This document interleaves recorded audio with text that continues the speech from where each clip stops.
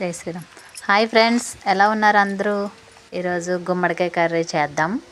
ముందుగా ఇలా గుమ్మడికాయని తీసుకుని శుభ్రంగా కడగాలి. దీన్ని డైరెక్ట్గా కట్ చేయకుండా జస్ట్ అలా పగలగొట్టి అప్పుడు కట్ చేయాలి.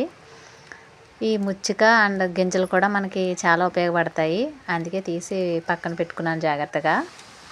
నెక్స్ట్ చిన్న చిన్న ముక్కల కింద కోసుకొని గుమ్మడికాయలు ఆ ముక్కల్లోనే కొద్దిగా సాల్ట్, పసుపు, కారం వేసుకుని ఇలా కలుపుకోవాలన్నమాట. ఇలా కలిపితేనే ముక్కలకి బాగా ఉప్పు, పసుపు, కారం అనేది పడుతుంది. అలా వేసుకుని ఇంకొకసారి బాగా కలుపుకోవాలన్నమాట. ఈ గుమ్మడికాయలో చింతకాయలు వేసుకుని దప్పలం కింద పెట్టుకుంటే చాలా బాగుంటుంది.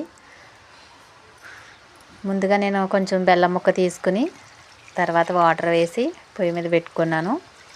ముక్క ఉడికిన తర్వాతన నేనైతే చింతకాయలు లేవని చింతపండు చాలా కొంచెమే నానబెట్టుకుని ముక్క ఉడికిన తర్వాత ఈ చింతపండు పులుసు వేసాను. ఈ పులుపు అనేది మన ఇష్టం, మనం ఎంతైతే తింటామో అలాగే పులుసు కూడా ఎంత వాటర్ వేసుకోవాలనేది కూడా మన ఇష్టమే. వేసుకుని ఉడకబెట్టేసిన తర్వాతన తాలింపు వేసుకోవాలి. పోపు సామాన్లు అన్నీ వేసుకొని తాలింపు వేసుకుంటే ఈ గుమ్మడికాయ దప్పలం చాలా బాగుంటుంది. Thank you for watching.